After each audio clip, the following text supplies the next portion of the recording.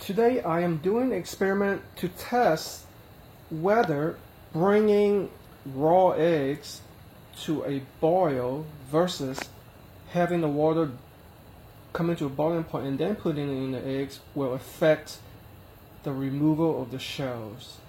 You know, once you have a hard-boiled egg, you try to remove the shell. Sometimes it's difficult and sometimes it's easy. Why is that? So, one, I'm bringing the eggs to a boil, and then I will boil them both methods to about 7 minutes, because that's pretty much around over easy kind of hard-boiled eggs. So as you can see right here, I'm bringing it to a boil with using cold water. Okay. So supposedly this method is more difficult to remove the shell. Alright, here it is, coming to a full boil. See the bubbles? I'm going to time it 7 minutes. And there are 10 eggs in here that you can see, and they are fully submerged. So both experiments, I'm going to have the same type of control. Yeah, that's coming to a nice boil. And it's on high. Time is up.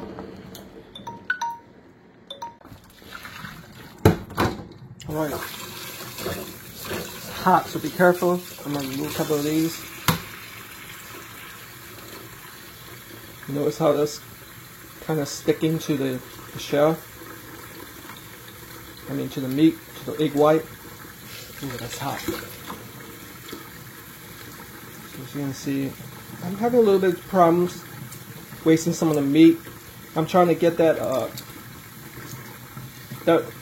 the film, so it helps me peel. Sometimes it does it, sometimes it doesn't. So there you have it.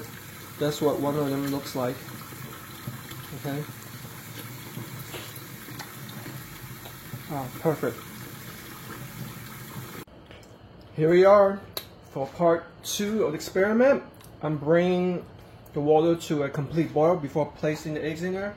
And I forgot to mention before that I'm using the same type of eggs. So these are Case-Free, same brand, same size too. Double A large from Lindsay's Gold. And these are white eggs, not brown, alright? So once that comes to a boil, I'm going to put 10 eggs in there and boil for 7 minutes. Here we are, looks like they're coming to a good boil. 10 eggs, completely submerged. 4, 5, 6, 7, 8, 9, 10. I think I put too much water in here this time. Oh!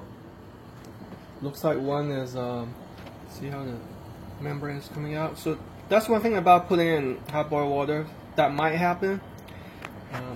Oh yeah, I forgot to time it. Whew. So I'm going to subtract a couple of seconds, maybe 5 seconds from that. While that's going on, note that you see that egg that has been cracked, it floats more because air has gotten into the under the shell. So obviously I'm not going to open that one, but that's something to note, okay? Alright, here we are. Okay. And, yep. That's good.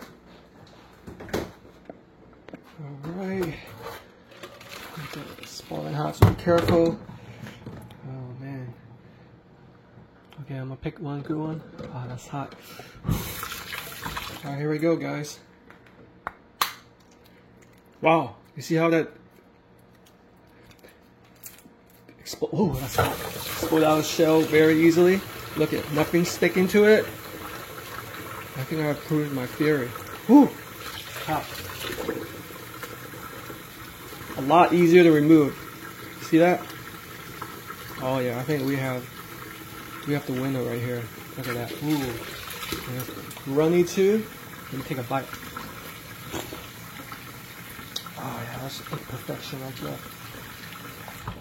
So as you can see, this goes to prove that when boiling eggs, it's better to put it in boiling water versus bringing it to a complete boil. But of course, you run into the slight risk of having damaged eggs because of the shock from the hot water.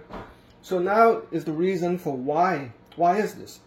Well, basically, eggs placed directly in boiling water are easier to peel than when compared to cold water, because when an egg is heated slowly, the egg white bonds more strongly to the inner membrane of the shell, making it harder to separate and peel.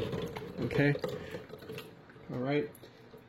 So the key points is that the temperature shock. The sudden heat from the boiling water causes the membrane between the egg white and the shell to loosen, making it easier to peel. That's why you want to put it in the boiling water.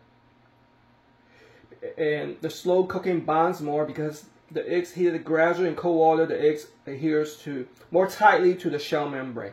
So those are the two important points to remember. So if you like this video, make sure you check out the how to tell if an egg is good or bad by using the water dunking kind of test.